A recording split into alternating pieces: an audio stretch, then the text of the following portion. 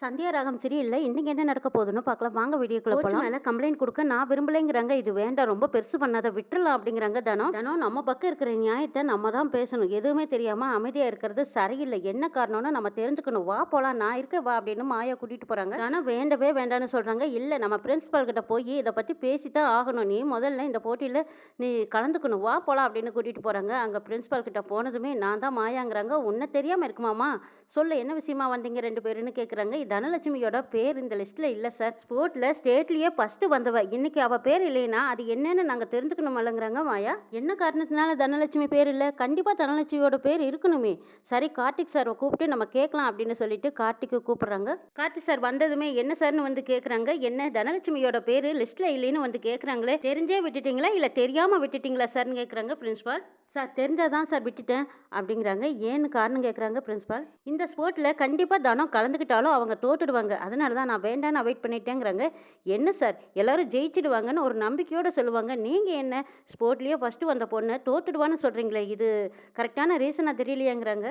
First எல்லாம் கூட தனம் விளையாட மாட்டேன்னு தான் சொல்லிட்டு இருந்தா. ஆனா அவளுக்குள்ள இன்ட்ரெஸ்ட்டை பார்த்ததுக்கு அப்புறம் கண்டிப்பா நீ விளையாடினா ஜெயிப்ப அப்படின்னு சொல்லி நான் தான் ஊக்கப்படுத்தினேன். அதுக்கப்புறம் தானா விளையாடி போட்டியிலையும் ஜெயிச்சு நம்ம காலேஜுக்கும் பெருமை சேர்த்து கொடுத்தா.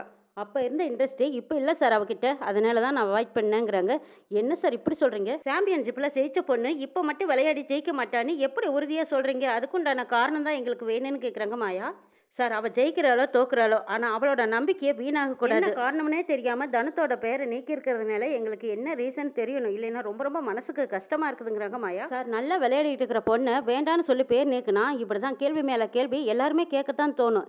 அதனால உண்டான காரணத்தை நீங்க சொல்லித்தான் ஆகணும் அப்படின்னு பிரின்சிபால் வலுக்கட்டாயமா கார்த்திகிட்ட கேட்கறாங்க. பதில் சொல்ல முடியல. நல்லா விளையாடிட்டு இருந்தவ காதல்ங்கிற ஒரு வலையில சிக்கி அந்த காதலையும் என்கிட்ட தெரியப்படுத்தும் போது அவனால எப்படி விளையாட முடியும்? அன்னைக்கு இருந்த தனா வேற இப்ப இருக்கிற தனா வேற. இந்த விளையாட்டுல விளையாண்டாலும் அப்பவும் அவ தோக்குறதுக்கான வாய்ப்பு தான் அதிகமா இருக்கு அப்படின்னு கார்த்திக் ஒரு தப்பு கணக்கு போட்டுக்கிறாங்க. சார் இந்த பொண்ணை விளையாட்டுல சேர்த்திக்காததுக்கு ஒரு காரணத்தை சொல்லுங்க. இவ ஜெயிக்க மாட்டான்னு நீங்க எந்த நம்பிக்கையில எந்த உறுதியான வார்த்தை சொல்லிட்டு இருக்கீங்க? அதுக்கு உண்டான காரணத்தையும் நீங்க சொல்லுங்கன்னு எல்லாருமே கேட்கும்போது கார்த்திக் தடுமாறுறாரு. சார் நீங்க இதுக்கான எந்த ரீசனும் உங்களால சொல்ல முடியல. உங்க மனசுல வேற ஏதோ நினைச்சிருக்கீங்க. அதனால அதையெல்லாம் தூக்கி போட்டுட்டு நல்ல சாம்பியன் சார் இவளை நீங்க கண்டிப்பா சேர்த்து தான் ஆகணும் அப்படின்னு பிரின்சிபாலும் கேட்டுக்கிறதுனால கார்த்திக் வேற வழி இல்லாம சரி தனலட்சுமி நீ ஸ்போர்ட்ல கலந்துக்கலாம்னு சொல்லிடுறாங்க. கார்த்திக் சொல்லிட்டு அந்த இடத்த விட்டு விறுவிறுன்னு போயிடுறாங்க. பாத்தியா தனம் கேட்காம எதுவுமே கிடைக்காது. இப்ப நியாயமா கேட்கும்போது கார்த்திக் சார்னால எதுவும் சொல்ல முடியல. ஆனா அது என்னங்கிறத மெல்ல மெல்ல தெரிஞ்சுக்கலாம். இப்போதைக்கு நீ விளையாட்டுல கலந்துக்கிற கார்த்திக் சார் எதிர்பார்க்காத அளவுக்கு நல்ல ஸ்கோர் எடுத்து நீ வின் பண்ணணும்னு மாயா ஊக்கம் கொடுக்குறாங்க. சரிங்கிறாங்க தனலட்சுமி. கார்த்திக் சார் ஏன் இப்படி நடந்துக்கிட்டாருன்னு தான் எனக்கு மனசுக்கு கஷ்டமா இருக்குதுங்கிறாங்க. அதை மனசுல இருந்து தூக்கி போடு. நீ விளையாடி ஜெயிச்சு காட்டு.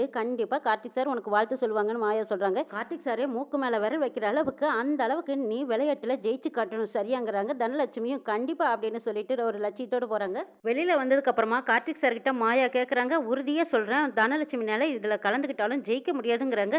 சார் என்ன சார் திரும்ப திரும்ப நீங்களே கோச்சிங் கொடுத்துட்டு இப்படி எல்லாம் சொல்லலாமா உங்க ஸ்டூடெண்ட்டா அப்படின்னு கேக்குறாங்க மாயா. மாயா நான் காரணம் இல்லாம எதுவுமே சொல்ல மாட்டேன். தனலட்சுமி மேல எனக்கு எந்த ஒரு வருத்தமோ கோவமோ எதுவும் கிடையாது. சரி சார் நீங்க வேண்டான்னு சொல்றதுக்கு ஒரு காரணமாவது எங்களுக்கு தெரியணுமல்லன்னு மாயா கேக்குறாங்க. அந்த காரணம் விளையாடி முடிக்கட்டும் அதுக்கப்புறம் நான் சொல்றேங்கிறாங்க. சரி சார் நீங்க உறுதியா நம்பிட்டீங்க தனம் ஜெயிக்க முடியாதுன்னு. ஆனா நான் உறுதியா சொல்றேன் கண்டிப்பா தனம் இந்த ஸ்போர்ட்ல ஜெயிப்பா. நான் உங்களுக்கு உறுதியான வாக்கு கொடுக்குறேங்கிறாங்க மாயா. சரி மாயா உன்னோட நம்பிக்கை வீண் போக வேண்டாம். வாழ்த்துக்கள் சொல்லிட்டு போறாங்க. சார் தனத்துக்கு சொல்லாமல்லங்கிறாங்க. தனத்துக்கிட்ட நான் பேச விரும்பலின்ட்டு கார்த்திக் போறாங்க. கோச் எப்பவுமே தனத்து மேல ஸ்போர்ட்ல அவ்வளவு நம்பிக்கை இருந்தவர் ஏன் இப்ப இப்படி சொல்றாரு? இதுக்கு பின்னாடி ஏதோ ஒரு காரணம் இருக்கு. சரி அது மேல மேல தெரிஞ்சுக்கலாம்னு மாயா முடிவு பண்ணிக்கிட்டாங்க. தனம் கோச் ஏன் உன் மேல இவ்வளவு நம்பிக்கை இல்லாம இருக்காங்கன்னு எனக்கு தெரியல. ஆனா நீ கண்டிப்பா இந்த ஸ்போர்ட்ல ஜெயிக்கணும் அப்படிங்கிறாங்க. இந்த இடத்துக்கு மணிவண்ணன் வந்து பேசுறாங்க. என்னம்மா என்ன பேசிட்டு இருக்கீங்கன்னு. ஆமா மாமா காலேஜ்ல ஸ்போர்ட்லயே ஃபர்ஸ்ட் வந்த தனாவை பேர் நீக்கிட்டாங்கன்னு சொல்றாங்க. இதை கேட்டதும் மணிவண்ணன் கொந்தளிக்கிறாரு. என்னது தனம் அவ்வளவு நல்லா விளையாடுற பொண்ணு பேர் நீக்கிட்டாங்களா?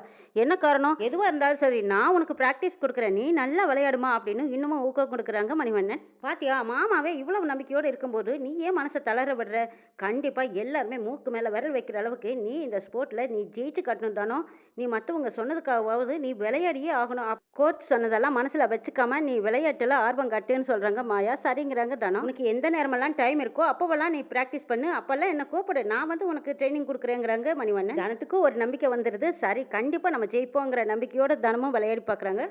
வீட்ல எல்லாருமே ஹால்ல உட்காந்துருக்காங்க. அந்த இடத்துக்கு சாருவோட அப்பா வராங்க. மகாலிங்கம் பத்திரிக்கையெல்லாம் அடிச்சுட்டு அப்படியே பழத்துல ஊசி குத்துற மாதிரி இந்த குடும்பத்து பேர்ல ஒரு அசிங்கத்தை ஏற்படுத்தியே ஆகணும் அப்படிங்கிற ஒரு நோக்கத்தோடவே அந்த குடும்பத்துக்குள்ள பத்திரிக்கையை கொண்டு வந்து கொடுக்குறாங்க. ரகுராம் மகாலிங்கத்துக்கிட்ட கேட்குறாங்க, கல்யாண வேலையெல்லாம் எப்படி போயிட்டு இருக்குன்னு கேட்குறாங்க. அதுவா, பத்திரிக்கை அடிச்சிருக்கோம், சேம்பல் பத்திரிக்கை அடிச்சுட்டு வந்திருக்கோம் பாருங்கன்னு சொல்லி கொடுக்குறாங்க மகாலிங்கம். ரகுராம் பத்திரிக்கையை படிச்சு பார்க்குறாங்க. ஆமா, சீனு பேருக்கு கீழே ரைஸ் மில் ஓனர்னு போட்டிருக்கு. இந்த ரைஸ் மில்லுக்கு சீனு ஓனரா இருக்கான்னு ரகுராம் கேட்குறாங்க. மகாலிங்கம் அப்படியே பழத்துல ஊசியை குத்துற மாதிரி மெல்ல செருகிறாரு. அது ஒன்றும் இல்லைங்க, மாப்பிள்ளை எந்த ஒரு வேலை வெட்டி இல்லைன்னு மற்றவங்க கேட்டுறக்கூடாதுன்னு இவ ஆதரிக்கிற மாதிரி குத்தி கட்டிட்டாங்க மகாலிங்கம்.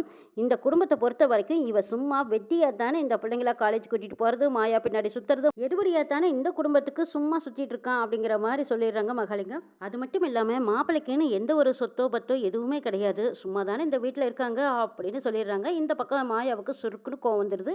மாப்பிள்ளை பேரில் எதுவுமே இல்லைன்னு நீங்களா டிசைட் பண்ணி எப்படி பத்திரிக்கையில் உங்கள் விருப்பப்படி நீங்கள் போட்டுக்கிட்டு வரலாம், இது எப்படி நியாயம் அப்படின்னு நியாயம் கேட்குறாங்க மாயா. அவனை பற்றி உங்களுக்கு என்ன தெரியும், அவன் படிப்பை பற்றி உங்களுக்கு என்ன தெரியும்னு நீங்கள் இப்படி ஒரு சிம்பிளான காரியத்தை பண்ணிட்டு வந்திருக்கீங்கன்னு கேட்குறாங்க மாயா. எம்பிஏ படிச்சிருக்கான், எனி ஒர்க்கே இவன் தான் ஆடிட்டிங் கணக்கெல்லாம் பார்த்துட்டு இருக்கான் இந்த குடும்பத்துக்காக. இந்த வீட்டில் சீனு ஒரு வில்லன் மாதிரி நீங்கள் சர்வ சாதாரணமாக எடை போட்டுட்டீங்க அப்படின்னு சீனுவுக்காக நியாயம் கேட்குறாங்க மாயா. ச்சே, இவ என்ன எப்போ பார்த்தாலும் நம்ம மடக்கி மடக்கி மூக்கை உடச்சி விடுறாளேன்னு நினைக்கிறாங்க மகாலிங்கமும் சாருவும். படித்த படிப்பை வேணா பெருமையாக சொல்லிக்கலாம், இவனுக்கு இது 10 பைசாவுக்கு பிரயோஜனமா அப்படின்னு கேட்டுறாங்க மகாலிங்கம். அப்படியே சொய்யின்னு கோவம் வந்துடுது ரகுராமுக்கு. முதல்ல வீட்டை விட்டு வெளியே போய்யா அப்படின்னு 2வது தடவை ரகுராம் மகாலிங்கத்துக்கிட்ட எதிரும் சண்டை போட்டு நிற்கிறாங்க. சாரு ரகுராம சமாதானப்படுத்துற மாதிரியும் அந்த குடும்பத்தை சமாதானப்படுத்துற மாதிரியும் மகாலிங்கத்தை திட்டுறாங்க. சீன மாமாவோட படிப்பு என்னன்னு தெரியாம அவர் எப்படி நீங்க சும்மா இருக்கிறாங்கன்னு சொல்லலாம். முதல்ல சீன மாமாகிட்டையும் ரகுராம் மாமாகிட்டையும் நீங்கள் மன்னிப்பு கேளுங்கப்பா அப்படின்னு கேட்குறாங்க சாரு. உங்கள் மன்னிப்பு யாருக்கு வேணும், எங்கள் வீட்டு பையன் சீனுக்கு எதுவும் இல்லைன்னு நீங்கள் எப்படி ஒரு முடிவெடுக்கலாம்? சீனுவோட மதிப்புக்கும் கௌரவத்துக்கும் ரகுராம் எடுத்த அதிரடியான முடிவு.